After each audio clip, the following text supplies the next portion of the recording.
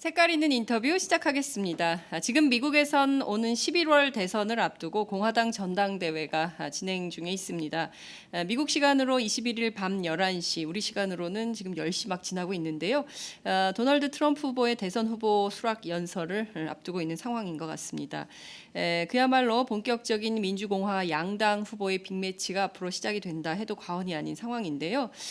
현재 공화당 전당대회 현장에 바로 19대 국회 더불어민주당 의원이었던 김기식 의원이 지금 나가 계십니다. 오늘은 김 의원을 전화로 연결해서 미국 현지 소식 좀 들어보도록 하겠습니다. 의원님 나와 계신가요? 네, 안녕하십니까? 예, 지금 어디 계십니까? 예, 지금 여기 클리블랜드 공화당 전당대회장 앞에 지금 보안구역 안에 있습니다. 그렇군요. 아니, 미국엔 언제 가셨어요? 네, 이번 전당대회 때문에 여기 미국의 한인 유권자 단체에서 저를 초청해서 제가 이번 전당대회에 참석하게 됐습니다. 월요일부터 지금 계속 4일간 이루어지는 전당대회에 지금 다 참여를 하고 있습니다. 그렇군요. 거의 특파원 분위기예요. 네, 네. 특파원 분위기로 지금 오마이뉴스의 그 독자들에게 현지 상황을 소개해주고 계시는데요. 지금 상황이 어떤가요? 지금 그 트럼프 연설을 앞두고 있습니까? 아니면 했습니까? 후보 수락 연설을 아닙니다. 했습니까? 아직 예. 트럼프 연설은 지금 예상으로는 1시간 이상 지나야 있을 것으로 지금 예상이 되고요. 네. 오늘은 이제 마지막이기 때문에 주요 연사들은 어제까지 대개 다 연설을 마쳤고 네. 오늘은 트럼프 후보의 수락 연설이 하이라이트가 있는데 그것을 위한 좀 사전 일종의 진행이 되고 있다고 보시면 되겠습니다. 그렇군요. 핵심 메시지 어떤 거로 저 한국의 경우에는 기자들한테 미리 좀 엠바고 걸고 나눠주기도 하는데 미국은 좀 어떤가요? 안 나눠주나요?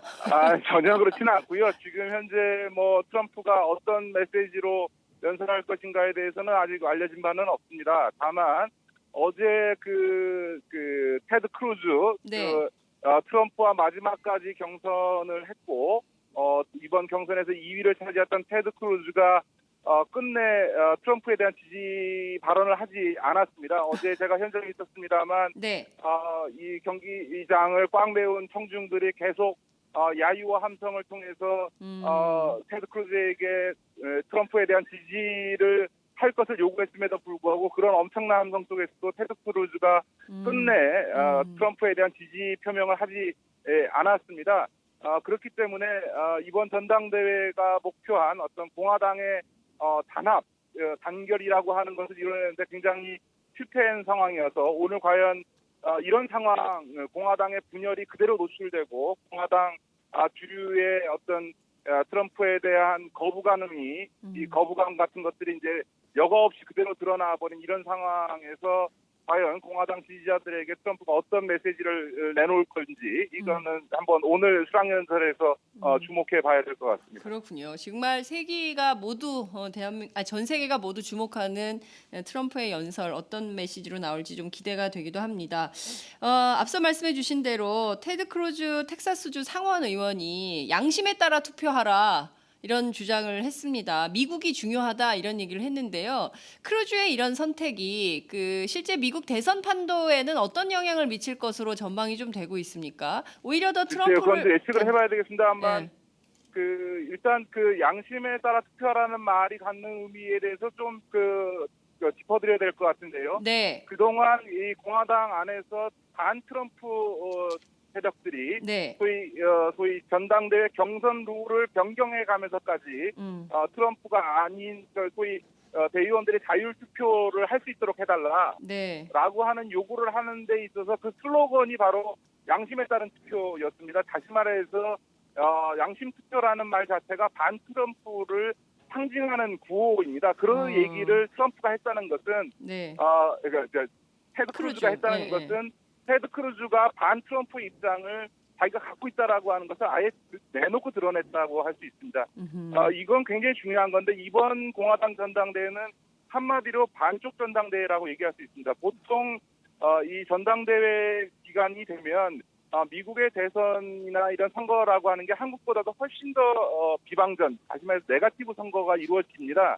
그러나 경선이 일단 끝나고 나면 후보자들이 그 결과에 승복하면서 전당대회장에서는 같이 경선했던 후보들이 승자에게 이 축하와 함께 단합해서 대선에 승리하기 위해서 지지를 호소하는 게 일반적인데 네. 이번 같은 경우에는 제프 씨를 포함해서 부시 일가 전체가 지금 불참을 했고 예. 더군다나 경선에서 같이 뛰었던 이곳 그 전당대회가 열리고는 클리블랜드의 주지사인 오하이오 주지사인 케이식 주지사 네. 같은 경우에는 자기가 주지사로 있는 도시에서 지금 전당대회가 열림에도 불구하고 전혀 얼굴조차 보이지 않고 안 나왔어요. 클리블랜드에 와서 이 전당대회장이 아닌 다른 곳에서 독자적인 자기 정치 집회를 열을 정도로 기존 후보들이 전혀 트럼프에 대한 지지 의사를 밝히지 않았습니다. 루비오 정도가 예. 비디오를 통해서 더구나 오지도 않으면서 비디오 정도로 영상 메시지. 형식적인 지지 예. 표명을 했습니다. 네, 그렇죠. 예. 그런 정도에 그쳤기 때문에 네. 여전히 공화당 주류가 트럼프를 대통령 후보로서 인정하기 어렵다라고 하는 이런 어떤 불편한 감정 내지는 거부감이 그대로 노출되어서 버렸기 때문에 이 공화당의 분열을 그대로 드러냈다. 그런 점에서 보면 반쪽짜리 전당대회다 이렇게 얘기할 수 있고요. 네. 또 하나는 이번 전당대회가 열리기 전에는 언론에서 미국 언론에서도 한 5만 명 정도에 모여서 굉장히 반 트럼프 시대와 트럼프 지지자 간의 격렬한 충돌이 있을 거다 이렇게 예상을 했습니다만 예. 지금 이곳은 경기장 전당대회 열려지는 경기장 이외 보안구역 안에 거의 시민을 찾아볼 수 없고 오히려 시민보다는 출동한 주 방위군이나 경찰 숫자가 더 많을 정도로 매우 한산하고 그래요. 예상했던 그런 어떤 시위 충돌도 지금 전혀 없습니다. 그런 점에서 이번 전당대회는 저는 이번에 처음 참석을 합니다만 네. 그동안 20년 가까이 이 전당대회 참여했던 분 이야기를 들어보면 역대 공화민주 양당 전당대회 중에서 가장 그 열기나 참여도 또 프로그램 측면에서 빈약한 어떻게 보면 한산하기까지 한 그런 전당대회다. 그런 점에서 보면 공화당 지지자들의 참여를 끌어내는 데 있어서 실패한 전당대회다. 이렇게 얘기를 할 수 있을 것 같습니다. 그렇군요. 그래서 그런 건가요? 벌써부터 공화당 안에서 이번 대선은 졌다, 힐러리가 이겼다, 차라리 다음 대선을 준비하자 이런 얘기가 나온다는데 실제 힐러리가 승리할 가능성이 75%가 넘는다라는 게 한국 언론에도 보도가 좀 되고 있습니다. 그런 분위기가 실제 있습니까? 그렇게 단정짓기는 어려울 것 같습니다. 물론 지금 공화당의 분열 양상이 드러났고 네. 전통적인 공화당 지지자들이 트럼프에 대한 거부감을 드러내고 있을 뿐만 아니라 코우 형제 등 이 공화당을 전통적으로 지지해왔던 이제 소위 큰 손들이 다 차라리 그 트럼프를 찍는 이 힐러리 대통령이 낫겠다 이런 정도의 발언을 해서 상당한 이 타격을 받고 있긴 합니다만 네. 그럼에도 불구하고 트럼프가 상당히 많은 대중적 지지를 얻고 있는 것 또한 사실입니다. 특히나 이번 그 경선 과정에서 약 700만 명 정도의 새로운 공화당 지지자들을 자기가 유권자 등록을 시켰기 때문에 네. 대중적인 측면에 있어서 트럼프의 경쟁력을 무시하기 어렵고 무엇보다 미국의 대선은 전국 단위의 여론조사보다는 네. 이른바 한 5개에서 10개 사이의 이런 스윙 스테이트라고 얘기하는 주별 선거 결과에 따라서 결정이 됩니다. 그런 점에서 보면 이곳 클리블랜드가 있는 오하이오, 위스콘신, 미시간, 옆에 있는 펜실베니아 이런 지역에서 소위 과거 오바마가 당선될 때 전체 다 승리했던 지역에서 지금 힐러리의 승리를 낙관하기 어렵고요. 그래요. 그다음에 전통적인 스윙 스테이트라고 얘기하는 소위 플로리다에서도 트럼프가 여전히 각축을 벌이고 있기 때문에 이 몇 개 지역 중에서 만약에 트럼프가 승리하게 되면 네.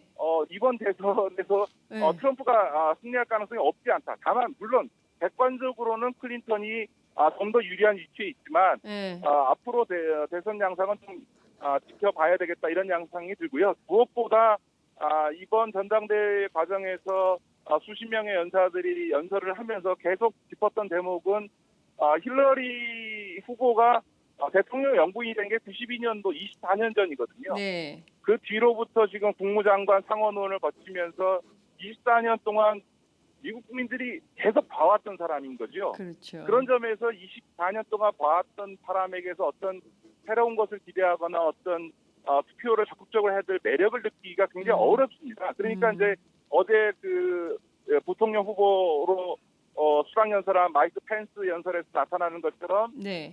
힐러리 후보는 민주당에서 선출될 것이 뻔했던 후보이고 결국은 지금의 상황을 그대로 연장시킬 그래서 할 일이 뻔한 후보다. 그에 비해서 트럼프는 기존의 워싱턴 정치에 편입되지 않아서 뭔가 대통령이 되면 거대한 변화, 휴지 체인지, 네. 큰 변화를 만들어낼 거다. 휴지 라고 체인지. 하는 어떤 이런 선거 전략의 를 연설 과정에서 드러냈습니다.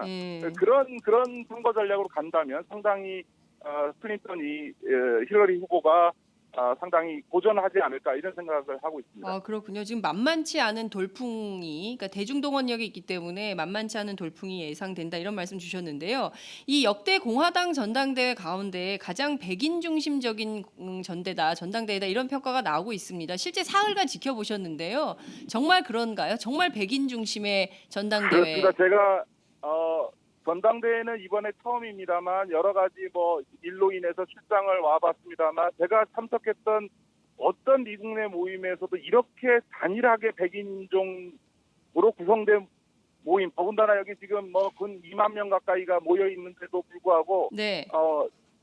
거의 소위 아프리칸 아메리칸이라고 얘기하는 흑인을 단 한 명도 볼 수가 없었고요. 여기 경기장 안내 요원 빼놓고는. 더군다나 안내 요원이요? 히스패닉이나 예. 네, 히스패닉이나 에이시안조차도 거의 찾아보기 어려운. 그러니까 정말 백인으로 단일하게 구성돼 있는 거대한 모임, 정말 미국에서도 찾아보기 어려운 그런 모임입니다. 그런 점에서 트럼프가 지난 경선 과정에서 계속 했던 어떤 인종차별적 발언 등에 대해서 무슬림에 대해서뿐만 아니라 네. 히스패닉 계열의 어떤 연방 판사에 대한 인종차별적 발언 등등에서 나타난 이런 어떤 인종주의적인 편견 이런 것들이 이번 전당대회 과정에서도 여실히 드러났다 이렇게 볼 수 있겠죠. 그렇군요. 지금 보면 상당히 흑백 갈등도 심각한 상황이지 않습니까? 오바마 흑인 최초 대통령이 됐는데 오히려 흑백 갈등은 더 심각해지고 있고 심지어 시위대 뒤에 숨어서 백인 경찰을 저격하는 이런 사건들도 계속 벌어지고 있는데 실제 이런 것이 좀 함의하는 의미, 미국 사회에 던지는 의미 이런 건 뭐라고 보세요? 네, 미국 사회의 인종 갈등이라는 것은 오래된 것이죠. 사실은 2008년도 오바마 대통령이 최초의 흑인 대통령으로서 당선되어졌을 때 이런 어떤 오랜 미국의 인종 갈등이 소위 최초의 유색인종 대통령을 통해서 뭔가 화합과 치유의 길을 가지 않겠나라고 하는 기대가 있었습니다만 그러지는 못한 것 같고요. 특히나 최근에 나타나는 이런 갈등 양상이 정치적으로 비화하고 있는 것은 기본적으로 소위 먹고 사는 문제가 힘들어진 어떤 중산층 내지는 중하층의 어떤 백인들의 불만 이런 것들이 다 상호작용을 하고 있어서 사실 만약에 트럼프가 대통령이 되는 상황이 된다면 미국 사회가 정말 극단적으로 분열하는 이런 상황이 벌어질 수 있다 저는 그렇게 보고 있습니다. 굉장히 위험한 상황이군요. 지금 극단주의자들이 리더로 나서고 있는 대목, 필리핀 두테르테 대통령도 매우 좀 이렇게 지적되는 바이기도 한데 미국에서도 그런 일이 벌어진다면 어떻게 될까 걱정이 됩니다. 공화당 전당대회만 보십니까? 아니면 다음 주에 있을 미국 민주당 전당대회도 보십니까? 제가 다음 주에 이제 민주당 필라델피아에서 전당대회인데 그거는 이제 제가 한국에서 다른 일정 때문에 참석은 할 수 없습니다. 아마 그러나 다음 주 민주당 전당대회에서는 힐러리 후보가 끝까지 경선을 했던 샌더스 후보가 민주당의 입당을 경선 과정에서 했을 뿐만 아니라 이번에 오랜 이 협의 조정 과정을 통해서 샌더스가 내걸었던 어떤 공약을 힐러리 후보가 대폭 수용하면서 공식적으로 샌더스 후보가 힐러리 후보에 대한 지지를 선언했고 이번 전당대회 과정에서도 아마 둘째 날 힐러리에 대한 지지를 함으로써 민주당 차원에 있어서는 어떤 단합된 모습을 보이지 않을까 이런 생각을 하고 있습니다. 그렇군요. 공화당과는 좀 비교되는 측면에서 민주당 단합된 모습을 보일 텐데요. 끝으로 한 가지만 여쭤볼게요. 샌더스가 끝내 네. 후보는 되지 못했지만 그래도 미국 민주당의 정책을 상당히 왼쪽으로 옮겨놓은 측면에서는 승리적이다, 평가할 만하다 이런 얘기가 나오고 있습니다. 한국 정치에서도 좀 그런 요구가 있어야 되는 거 아니냐, 반영돼야 되는 거 아니냐 이런 주장도 좀 있는데요. 그런 점은 좀 어떻게 보십니까? 현장에서 보면 또 좀 다른 의미가 있을 것 같기도 한데요. 예, 일단 좀 한국에서 이해하셔야 될 부분은 제가 보기에는 네. 지금 미국 이번 대선에서의 특징이라고 할 수 있는 민주당 쪽의 샌더스 현상과 공화당의 트럼프 현상은 네. 사실은 같은 뿌리에서 나왔다고 볼 수 있습니다. 다시 말해서 먹고 살기 힘든 세상에 대한 불만, 그리고 미래에 대한 불안감이 있는 사람들이 기존의 정치 질서가 그런 어떤 불만과 불평등 내지는 불안감을 해소하지 못하는 것에 대한 기존 정치에 대한 거부감이 네. 공화당에서는 트럼프의 현상으로 또 민주당 쪽에서는 샌더스 현상으로 나타났다고 볼 수 있습니다. 그러니까 그런 점에서 보면 이 두 트럼프와 샌더스 현상이라고 하는 것은 어떻게 보면 이란선 쌍생아 혹은 동전의 양면이다 이렇게 볼 수 있는 거지요. 더군다나 트럼프가 후보가 됐던 측면이나 샌더스 돌풍이라고 하는 것도 전통적인 공화당원이나 민주당원이 아닌 네. 유권자들이 대거 유권자 등록을 하면서 풀뿌리에 의해서 이루어진 어떤 거대한 정치적 변화라고 얘기할 수 있습니다. 이런 어떤 소위 정치적으로 소외되고 경제적으로 먹고 살기 힘든 사람들이 지금 미국 정치를 어떤 기존 질서를 흔들고 있다고 볼 수 있는데요. 지금 이제 이런 문제들이 지금 영국에서는 브렉시트와 같은 현상으로 나타나고 있다고 보여지고, 네. 우리 한국에서도 지금 이번 총선에서 젊은층이 대거 투표에 참여하지 않았습니까? 그렇죠. 그것 역시 한국의 지금 소위 먹고 사는 문제나 혹은 이 불평등한 어떤 경제적 상황에 대해서 젊은 유권자들이 갖고 있는 절망적 어떤 심정이 그런 적극적 저항 끝으로 나타났다고 볼 수 있거든요. 그런 네. 점에서 보면 내년 우리 대선에서도 과연 이런 어떤 사회경제적인 어떤 불평등과 불만을 어떻게 해소할 거냐. 근데 그것이 뭔가 기존 질서를 확실히 변화시키는 대단히 혁신적이고 근본적 변화를 만들어내겠다라고 하는 이런 약속들을 하는 것이 굉장히 중요할 거다. 그래야만 소위 이 변화를 원하는 어떤 이런 젊은 층이라든가 이런 정치에 무관심했던 층들이 적극적으로 대선에 참여하지 않을까 그렇게 예상을 하고 있습니다. 네. 지금 미국이라서요. 더 길게 말씀을 듣고 싶지만 여기서 좀 정리를 해야 될 것 같고요. 다음 주 귀국하시면 스튜디오에 한번 나오셔서 상세한 설명을 좀 해주시기 바랍니다. 오늘 말씀 여기까지 드릴게요. 네, 언제 알겠습니다. 오세요? 언제 오세요? 네네. 한국에. 다음 주 월요일에 방송 그래요. 알겠습니다. 또 연락드리겠습니다. 고맙습니다. 네, 네, 고맙습니다. 네, 지금까지 미국 클리브랜드 공화당 전당대회 현장에 나가 계신 김기식 의원과 함께했습니다.